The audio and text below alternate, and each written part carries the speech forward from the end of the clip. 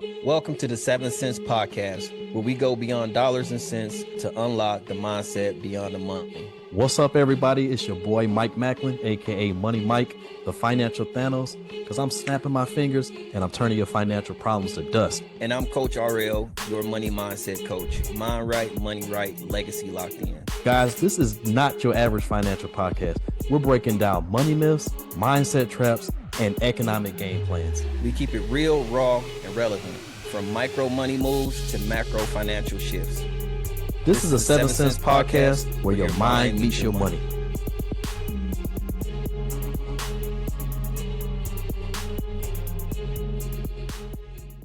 Hey, welcome back to the 7 Cents. I am here with my main man, Money Mike, the financial Thanos.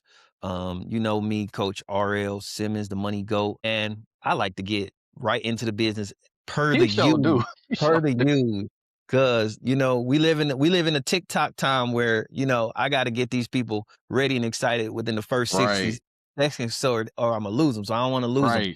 So this is where we at, Mike. This is where we at, right? Are we really in control of our money? I ask that because we now live in a digital space where money can slide out easily. One click buy now, pay later. There's no friction now with the money, man. Are we really intuitive and in control of our money? And even thinking from a social aspect, when we start to see these commercials and, you say something on your phone and the next thing you know, or that shoe or that hat pop up 3 times, that course that you clicked one time popped up every day this week. Like, are we really still mentally in control of our money? And I want to talk about budgeting. I really want to hone in on the mindset aspect of this. So I'll go ahead and ask the first question. When was the last time you bought something and didn't feel like you were spending it? That's for me, honestly, that's kind of a hard question, but just because of the nature of what I do and kind of how I'm like a hawk when it comes to my money. Like my eyes are always on it. But what I will say is, I mean, honestly speaking, almost every time now, I mean, just because, like you said, kind of how it's set up, it's like nothing that I really pay for is very hard. Like there's no real like lot of stuff in between the process. I'll use an example this morning, like just me going to get breakfast. You know what I'm saying? I went to McDonald's this morning and I had some breakfast, and literally all I had to do was click 2 buttons on the side of my phone and pay for breakfast. And there was no thought behind it. It was just, okay, hey, this is what I want. Click, click, click. Okay. And then when the thing comes up, okay, pay, I just click, click, boom, and the money's gone. So I would say just buying breakfast this morning would be one of those examples, you know what I mean? Just because of how easy it is now to make that payment. The card's already on the phone. That's another thing. I don't even carry a wallet anymore, really, just because of that. It's like I just click the side of my phone, and majority of stuff is I just pay for it that way. So yeah, just breakfast this morning Yeah, was that's one of those crazy. main examples, man. Yeah, for real. It's crazy. I did the same thing probably 20 minutes before we jumped on here. I called my wife. I asked her, hey, what color is your dress? Because we're supposed to be going to do a gala. And she said it's crimson. So I just went on Amazon, clicked a couple of pails, put it in my cart, click, proceed, click, and it was done. Yeah, Click, click, click, done. yeah, I three think clicks 3 and yeah, clicks later, I was done.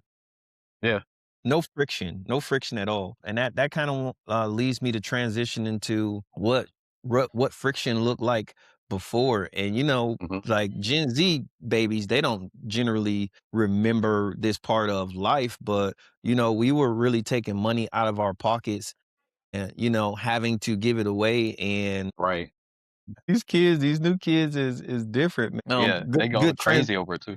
Yeah, good transition point back into topic. You still have to pull money out of your wallet Yeah, or, type in your card number. You hmm even look at things like um the shipping time. My lapel pins I just talked about, they about to be here hmm tomorrow. The yeah, shipping time, you have to wait 3, 5, 6, 7 days. Those types of things, what we call friction, would make you think twice about buying things. Now, right. with that friction removed, we're not really working with a lot, right? So I'll go ahead and ask this question. Do you think people were disciplined when back then because of that friction? No, and Imma tell Mm, you why. It was harder to do it, but people still would do it because I think overall the psychology of it hasn't really changed. At the end of the day, I feel like the process of making a purchase is more psychological than anything. It mm, has nothing to do with the actual steps within it. It does, but it doesn't. The main thing I feel like the producer to the consumer process is they want to get in your mind. They want to create a need. And so that's their main focus. Like, okay, hey, if I get you to feel like, I need to have this. And I'll even use an example. One of my favorite movies, The Wolf of Wall Street, where, Leonardo DiCaprio was like, hey, sell me this pen. And the guy was like, oh, he took his pen. He said, hey, take this napkin, write my number down. He said, well, I need a pen. He said, well, hey, here's give me $3 and you had his pen or whatever. However it went. But the overall point was there was a psychology. He just said, okay, I just need to create need for you to have this pen. And you're not gonna think about it. You're gonna be like, okay, hey, I want the pen. And I think the same process is kind of has been pretty much throughout time. It's like all they're really doing is putting it in your mind that you need this. And so you'll go ahead and do it. Now, to actually answer your question, it was a little more difficult for them to do those things. And they did have to think more about it. But I don't think it made them more disciplined because at the end of the day, throughout all time, making purchases in most cases is an emotional decision. So if the emotion hits you and you feel like you need it, like whether you got the money or not, you're gonna make it happen. yeah, I find that you know, the money is psychology. Excuse the psychology and money that if people want things, they will figure out how to get them Yeah. regardless of, the circumstance what they're in, right? Like, Hmm. hey, I want this card. I got 9. I need 11. Let me go find 2 because I want this. But it is that type of friction where I think the other parts of friction too was actually getting up and like going to the store and getting it. But Hmm. there on the other end, that there was another removal of discipline then because that friction that you had to get up, go to the store, go in the store, look at the particular item. Now it's you, the item, and your money. Now, the only other part of the friction is taking the money out of the wallet or taking the card out of the wallet and paying for it. But the part that where discipline kicks in is like more people are more likely to get it when it's in front of them because Yeah. they're not going to want to create that level of friction to come back and get it again. Whereas you can scroll online and look at something and then be like, all right, let me sit this in a cart and think about it. Right. Yeah. Like you said, though, at the end of the day, it does come down to the individual and their discipline. But I don't think the inconveniences of back then made people more disciplined. I would even No. say that it would probably make them buy more or faster because they had to overcome the friction. Now, having to get up and go get something that slow some people down, Yeah. probably more then than now. But I don't Yeah. think Absolutely. that inconvenience now is really making a difference. I will say that wholeheartedly though now in today's society that not having that friction um has been very complicated because um now we sit here and talk about, hey, when was the last time you bought something and you didn't think about it? I think we both would be dead wrong to not mention all of the subscriptions we have Oh, because with the that's something that came to subscription, we mind. buy it over and over and over again, right? And we Mm. don't even think about it. We just know that 9.99 is gone. We not thinking like the 9.99 is in my pocket and I can choose to not take it out my pocket. I can stop that subscription. Once it hit is I mean, you're literally not thinking about it. And that is just another level of discipline of and I did mention, hey, we're not going to talk about budget, but that's one of the parts of my budget that I do are in pretty disciplined in is, all right, let's look over subscription lists and see if any of these are still serving its purpose. Right. Every month, let's look at the Right. list. This shit about to come out.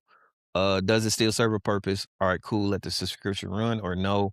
Let me stop it right now, and then this to be the last month that we have it.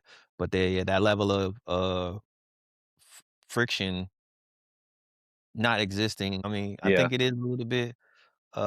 troubling. So I'd say trying to transition into this next segment, the rise of frictionless spending. Okay, Well, so we real talked quick, let me say this though, yeah, yeah, because I run kind it of back. thought about something as you was talking about that. The friction is less to make the purchase, but I feel like now there's more friction to stop the purchase. Like you was talking about subscriptions and things like that. I feel like now they make you go through more stuff to stop it than to actually purchase it. Right. That is a whole nother thing, but that's something I've noticed. Like, let's say, like for instance, I wanted to stop Netflix, and like Netflix, they be like, okay, are you sure you want to do it? Do you want to just maybe stop for a little bit and then come back? Like they put a lot of steps in between you stopping, and they'll even go as far as to say, okay, well, That's hey, good. you have to identify yourself. Like we have to make sure this is you that's actually stopping this. Like they make it really hard to stop buying once you start Yeah. versus the buy is easy. Like you can just click one button and yeah, okay, yeah, you're a member. But then when you say, okay, I don't want to do it anymore. And another place I think of is Planet Fitness. They do the same thing. They'll say, when it's time for you to stop, they run you through this whole process, just to say, okay, look, I don't want to come to your gym no more. Just stop taking my money. So I felt like that was something worth noting because as Yeah. you was talking about it, it made me think about that. It's like, yeah, when you get those subscriptions, it's real easy to get them to the point where you'll forget you even have them. But then once you open your eyes and say, "Oh shoot, wait a minute, I got this. I don't even use it." Then it's like they run you through, this rigmarole. And some people just be like, you know what, F it, I'll just keep paying for it, which is crazy to me. But like, there's people that will really do that. They'll just like, you know what, Yeah. it's too much BS to stop it, so I'll just keep it. Yeah, that's really good. That friction on the back end. Like I say, Amazon is uber famous for how much friction they create to cancel a subscription. Prime, they be like, "All right, are you sure? Hey, we'll give it to you for 7.59." I mean, they you got to go through like 10 questions. But Yes, the one click buy is insane. Like I can buy this in one click, but to cancel it, I got to go through 5 different pages, give the blood of my yes, firstborn child, and still they gonna say we gonna keep you on retainer for 2 more months. I mean, it's crazy. right. It's crazy, man. Mhm. Yeah. So and then I would even say like transitioning into the rise of this frictionless spending. Mhm. It's getting even easier. Like I say, with the Apple, just 2 clicks on the side, good to go.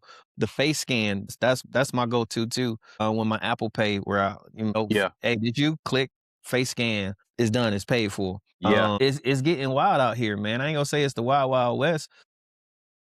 Ooh, that's a good. This is a, this. I forgot what the next question is, and then I looked at it and I was like, ooh, this is a good one.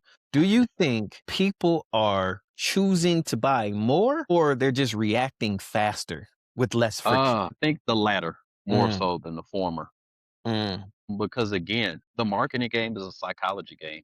And They're winning. basically where we are now in this age, the information age, whatever you want to call it, you have so much sensory overload now that it's almost like you're not even really living life anymore. You just reacting to it. It's just like stuff is 100%. coming in and you kind of just based on what's coming in, your mind has to sit here and react to all that. And there's a little bit of choice in it, but for the most part, there's not a ton of control over it because there's so much coming in. I think they use the word decision fatigue is because there's Mhm. so many things coming in that, you're dealing with a lot of decision fatigue. And I think that's why so many people now are just so drained, just going through life in general. It's just because of so much is coming at you that your mind is constantly just reacting, reacting. Okay, all this information is coming in. It's trying to filter out, okay, what's important, what's not important. So yeah, I think it's more of a reactionary thing. It's just like I think your mind is just like, okay, the more prominent things that come out is like, okay, yeah, here we go. So as you're watching, oh yeah, I need that. Boom. Okay, yeah, I need that. Boom. So you're reacting more so than making a choice because so much is coming in. It's hard to really sit down and make that choice unless you consciously take a pause and say, okay, listen, a lot has come in. You have to almost kind of like stop yourself and create that filter yourself because the brain isn't really designed to have all that coming in and just so I think it's a lot of it's by design just to overload you. I mean, just driving down the street, I mean, you got signs, you got lights, you got all this stuff coming at you all at once. And so you're in a constant battle of just sensory overload. And so, yeah, I think it's more of just a reactionary thing. It's just like, okay, all this is coming in and I'm reacting to it. Choice is gone. Choice has been, I think, been gone for a long time. Wow. No, that's good. I would even say it is a lot of decision fatigue, but you also have to look at the presency bias, right? Like people will, regardless, not even say regardless, because some people do have a level of discipline, but because they have that mental fatigue. When you have that mental fatigue, you're not able to think for at a long term perspective, right? And Right. because you are not able to think at a long term perspective, now you are really just making quicker decisions. I think it is people being reactionary. Yeah. A part of this that's missing from how they're reacting to this too is simply that they are not in control of their thoughts. It really because they're so tired. You talk about how people are being marketed to, right? Like the the social media, or whether it's Instagram or Facebook. Pinterest does the same thing where you're scrolling and then all of a sudden you say or mention something. And then the other piece to all that kind of ties all this together is anxiety, right? The basis of anxiety is your brain doesn't have a has a question that it doesn't have an answer to. And so now you're trying to figure out this question, and then you start to see all of these things that you think you want or that's going to answer this question because you don't know the answer to it. So you're really reactionary to everything with the Yeah. thing that you're seeing. So you just like, maybe that's the answer. Maybe that's the answer. Maybe that's the answer. And then again, on top of that, because you continually made these purchases, now then decision fatigue kicks in because you're like, I ain't had an answer. I'm just gonna do it because, maybe it is, maybe it's not. I don't know. Maybe this will make me feel better, right? Yeah. Just that combination of things are really where people get stuck in their discipline. I can go down a whole rabbit hole, but Yeah. but like when you mentioned that, the first thing I thought of, I was like, a lot of that stems from anxiety and in turn gives people anxiety. It's crazy. It's crazy. So, and the second question is, at what point does convenience become a manipulation? Okay.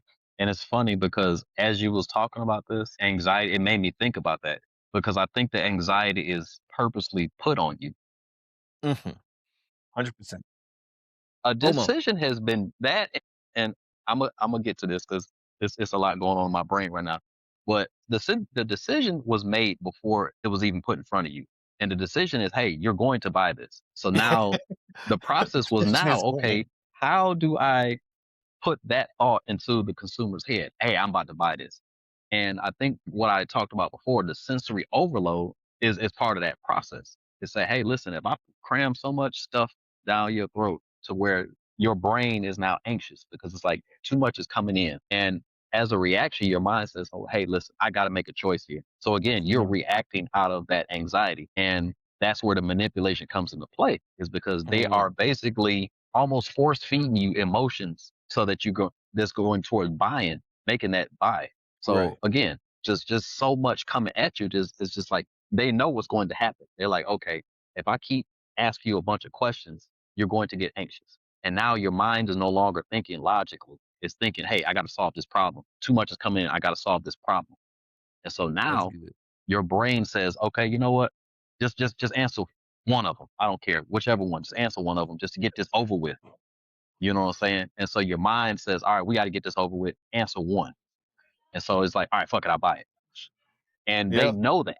They know that before this whole thing even started. They said, this is what's going to happen.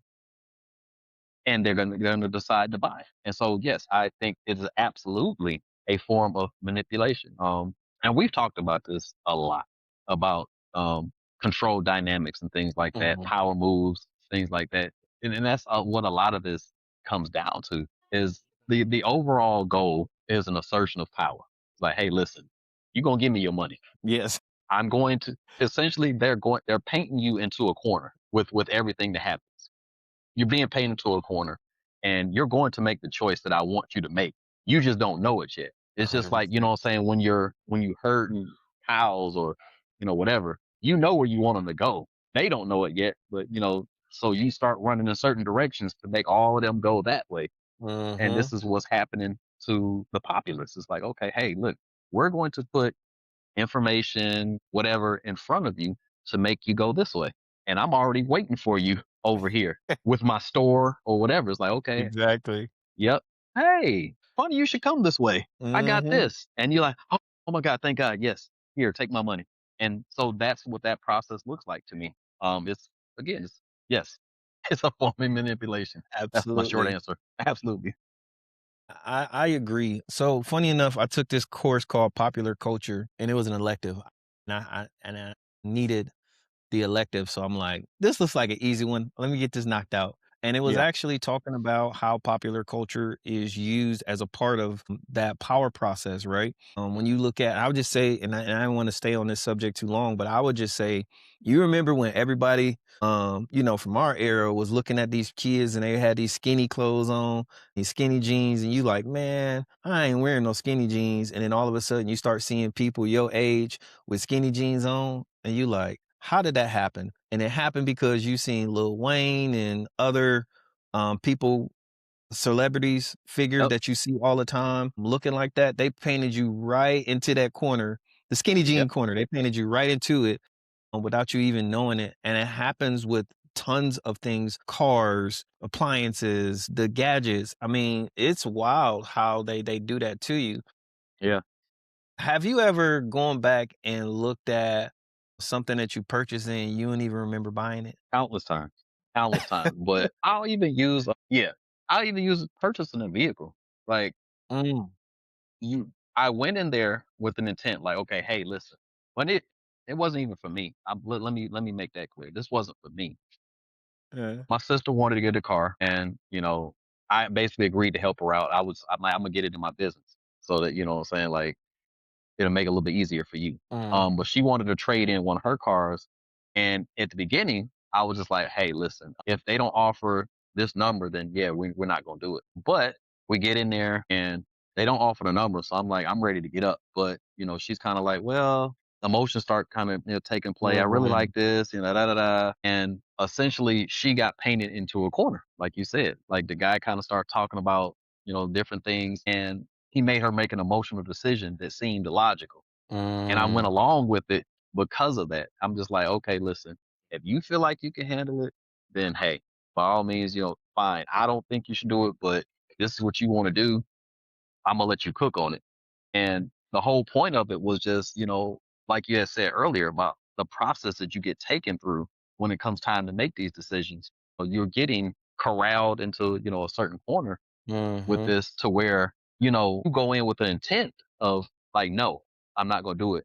But your no eventually turns into a yes because of how you corralled. And you didn't even know it happened to you. Like, I said I wasn't gonna even do this. Like, how did this even happen? Like, how did I get to the point where I'm now buying this car that I said I wasn't gonna buy if they didn't offer me this much? You got sold. So yes. And I think that's to answer that question, yes. Because I can't personally say that there's purchases that I've looked at and didn't even remember making them because again, I'm a hawk when it comes to Yeah. doggone my money. But I will say my no got turned into a yes without me even really like knowing. I'm like, how did this even happen? I said I Yeah. wasn't gonna do it. Now look at here I am, signing documents and whatnot. So Funny that would be funny my example. funny enough for me, that happens Amazon. Amazon gets me every time. I could be in the midst of needing something, for example, I might need like a production light or a LED light or something like Yeah. that. That's probably the last thing I remember something popping up and I'm like, "What is this? I don't even remember getting this." But I was looking for just a stand, and as I was looking for the stand, there was a robe that I had in my cart that I was gonna get, but at the time I never did get it. Again, just needing the stand, I went and bought the stand, and then I wasn't paying attention to nothing else because I was click, click, click, click, it's bought. Yes. The stand shows up, and then of course in the stand is the robe, and I'm like, "What? Y'all got me. Y'all got me." And I No, kinda that's a very good example, though. That is yeah, a very yeah, good and they example got me. because in all that clutter, essentially, and I think that whole add to cart option really kind of like helps that happen because a lot of people will, Yeah. you know, And that may be a additional layer or a deeper layer to that is that, okay, hey, listen, a lot of, because I've heard people say they do that, so it's like they're maybe later I'll get it. So they'll say, okay, I'll just go ahead and put it in the cart now. And then, I'll decide whether I want it later. And your decision really made me remember that, like, what I'm saying, where that could happen. And I think that may be by design as well. It's like, okay, I'll give you this add to 100%. cart option to where now, okay, yeah, you forgot it was even there. So Mhm. it's almost like what they call a sleight of hand or whatever. It's like you so busy looking Exactly, over here exactly. that you forgot, what I'm saying, them other three items that you put in there. And now I'm gonna put it all into one big purchase for you. And you just in your clickety clickety clickety, you didn't even remember I forgot to take this out of that cart or I forgot to not Uh-huh. add It's at this the house because they now. put everything because they'll be like, okay, well, these are four items of your cart. Do you want to check out? And you like, I forgot to put don't include these. So no, that's And an you know the magic excellent thought example. and the magic to that, you ever try to return something from Amazon? You gotta go to the thing, you gotta print the Yes. label, then when you print the Yes. label, you gotta ensure that you have the right box, or if it's the box, then you gotta Yes. tape it on the right side. Then you gotta go all the way back to the store. The friction that it takes to give it back Yep. is Hmm. crazy. It don't take nothing but one click of the button Right. to make it happen. I mean, Hmm. it's the games and tricks they play is wild. Ooh. And I think that's why it's just important for us as consumers to really be aware of these things that are happening. The one click buy, your card is loaded in there. All you need is the face scan to Hmm. purchase. These things are relatively dangerous because they don't require a lot of discipline. And No. again, it's a lot of it can be just the sleight of the hand to where you accidentally have something in your cart and now it's yours. Yeah. Congratulations, you're the new owner of Right. a road. Right. It's insane. No, that was an Let's excellent add example. yeah, let's add another layer into there, right? Where Okay. really people definitely are getting away further away from discipline is buy now, pay later, right? Oh So now God. you're taking these smaller amount of loans over time, and from what I've seen, they are at a very high interest rate. Some like between 20 and 30% Yeah. on the interest rate for a small item. So I could be paying something like what, pay $300 for something that really only costs 220, 230. And then of course that number rises with the buy now pay later because Yes. again, it removes a layer of friction Yep. because it's not like taking a regular loan, and it is a loan, and it is Yeah. done the contract just like the payday loans and things like that, man. That extra layer, I think, is very, very dangerous. So do you think buy now, pay later is helping people or helping them justify their bullshit decisions? Again, I would say the latter because again, it's turning an emotional decision into now a logical thing. Now it's basically helping you to justify a poor decision with Ooh, logic. It's helping that's you good. justify. You're Helping you saying justify a poor decision. That's bars. yes, because a lot of people do that. A lot of people justify poor decisions or emotional decisions with fake logic. And so what I mean by that is, okay, the buy now, pay later. Man, I wish I'd thought of that. To be honest with you, I wish I'd have thought of that because what it does, and it's sad to say this, but this is how you get people that know they can't afford this to reconsider. Because before, if you know you can't afford it, you would just say, okay, well, I can't get it. You know what I'm saying? But now I feel like that choice is almost taken away from you because now it's like, okay, well, yeah, I hear what you're saying. You don't have $100 today to, put towards this. But Mm, what if, just give me 25 today. And over the next 4 weeks, I'll just take those $25, what I'm saying, each week. And then you'll have $100. And now that number sounds better to you. You're like, oh, well, 25 ain't bad, you know what I'm saying? Or I can come up with $25 within this mhm. week, you know what I'm saying? So yeah. And next thing you know, you're in a situation where you done made a bad decision because that number sounded good at the time.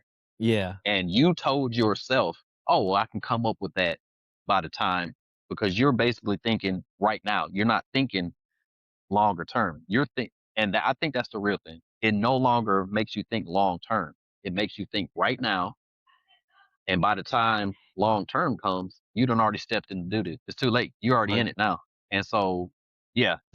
It's it makes you it makes otherwise smart people make dumb decisions. Hundred. I'll premise it with that. It just makes smart people make really bad dumb decisions. You know what? It's funny enough. I have this moral dilemma, right?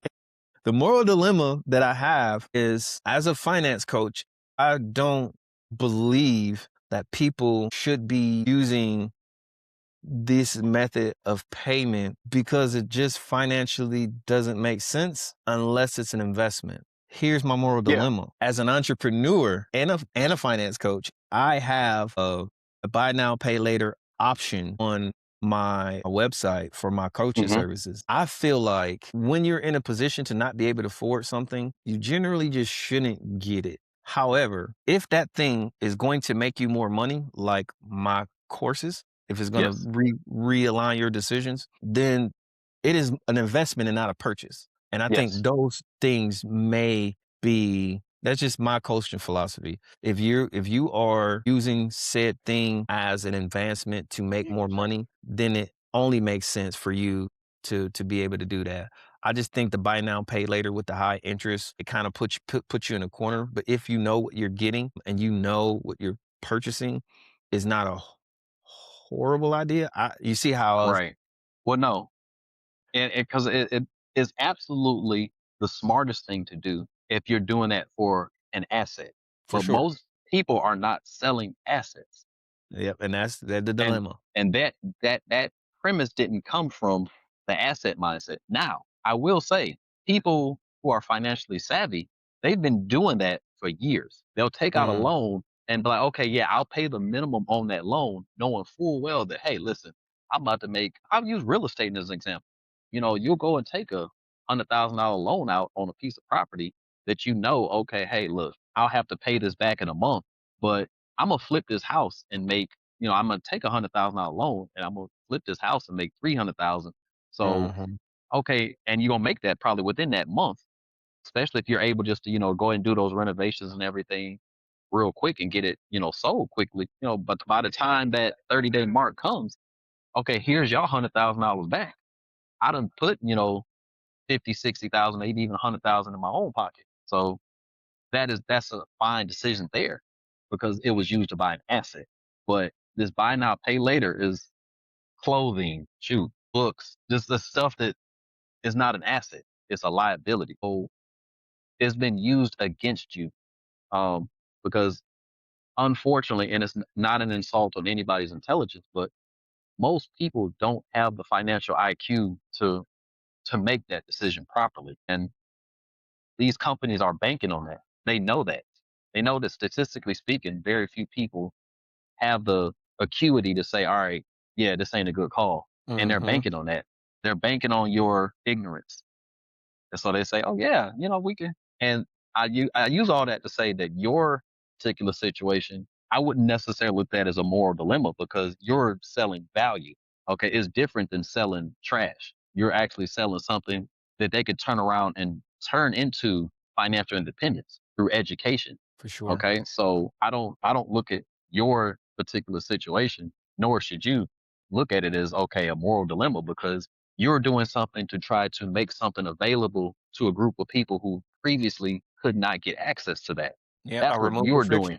Yep, remove Exactly. the friction. You're doing it in a good way. It's to help people. This way that the mainstream way of doing it, they don't have that goal in mind. Their goal is to get you to part with your money. I don't care how it impacts you. I want your money. That's the difference in what you're doing versus what, these corporations are doing. That made me feel 10 times better because I am the type of person that says, "Hey, you can just do the buy now, pay later option." Then they get into the process and I'll be like, "Don't use buy now, pay later." They be like, "Wait, would you just Right. tell me?" But Like, you I just understand, but let me put let me put the walls around it so you really right, understand what I'm telling you to do. right. And yeah, But for yeah, this, no, it makes more sense to do that. That it does not. Okay, look at what yeah, you're buying. I'm even. yeah. I'll use my own example. I'm coming out with I'm like pretty much done with the process of creating what's called my Green Order Inner Circle, which is a day trading room where we will discuss day trading strategies. The entry cost of it is a very low cost, but what you set to get in return for that is like to me, it's making me relook at the price. Like, man, am I charging too little for this? Yeah. But things like that, you know what I'm saying? This is value that you're selling. And that should be the goal of a business. The business should create a system, a situation where everybody benefits. And that's when you're doing good business, is when everybody benefits. You're selling value. Unfortunately, we're not getting a lot of value being sold anymore. And this buy now, pay later is a huge example of that, of how a good thing can be used the wrong way. And I feel like I got way off of topic, sort of, kind of, but not really, but yeah. So we talked a little bit about, the buy now, pay later. We talked about the one click, the face scan, Yeah. easy, and really just overall the digital market in today, and how easy it is to pay for something. And we have a lot of this frictionless spending. How can people get some of this friction back in order to reclaim their financial discipline, Mike? I'm gonna steal one of your words that you talked about in another episode. And I feel like what you have to do is you have to kind of reverse engineer that decision. It's like you have to look at, okay, what did it take to get me to the point where it was this easy? What did I have to do to get it to the point where it was down to one click? And you reverse engineer that and say, okay, well, I had to type in my card number. I had to, put that face ID thing in there. I had to, do all these things. So you kind of work in reverse and what it does in turn is it slows down that decision process. It makes you think, now I have to re-add my card. I have to, re-put in face ID. I have to, maybe add in a two-factor authentication. I have to put some things in between me and that decision, so that you have to give yourself more reaction time. It's just like, I'm gonna use an example for you. When you are defensively driving, and they say that you have to put additional space in between you and that other car, so that gives you more time to react if something happens. Like, so let's say you following somebody in traffic and you like right here on them, okay? You have essentially no time to react to that. Like, if they hit them brakes, you hitting that car. It's going to happen. Like, it's going to happen. Versus if you do the traditional driver ruling, do the 3 Mississippi, I think it is, 2 Mississippi or 3 Mississippi count. Now you have more time to react. You can say, okay, that person slams on the brakes. Now you have more choices you can make. You can either turn out of the lane, you could stop, maybe have a little time. You have more choices. And I think the same should be done with this decision. It's like, okay, hey, listen, I have to put some space in between me and this decision, so that I have more time to react. Because, like we talked about at the top of the show, they're looking to trigger a reaction. Okay. So it's your job as the consumer to say, okay, let's slow this reaction down a little bit, to where now I can maybe take a moment to step back and look at this more logically and say, okay, what's really happening here? And so I think that is how we kind of safeguard against this, is we have to reverse engineer this thing and give ourselves some more reaction time. I think something that we used to do back in the day, or a rule that is still put out there, is like, okay, if you looking to buy something, wait 24 hours. And if after that 24 hours you still feel the same way, then go ahead and do it. But in most cases, after that 24 hours, you're going to be like, I didn't really need that. And you're not going to do it anymore.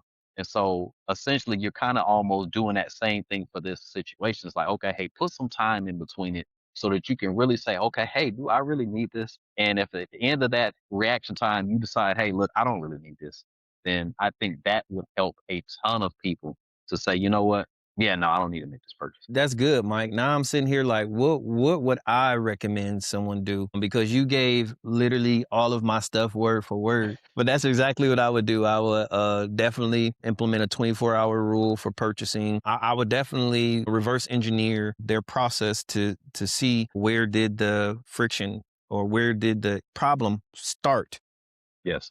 and then work our way back. And again, remove your card numbers. Yeah.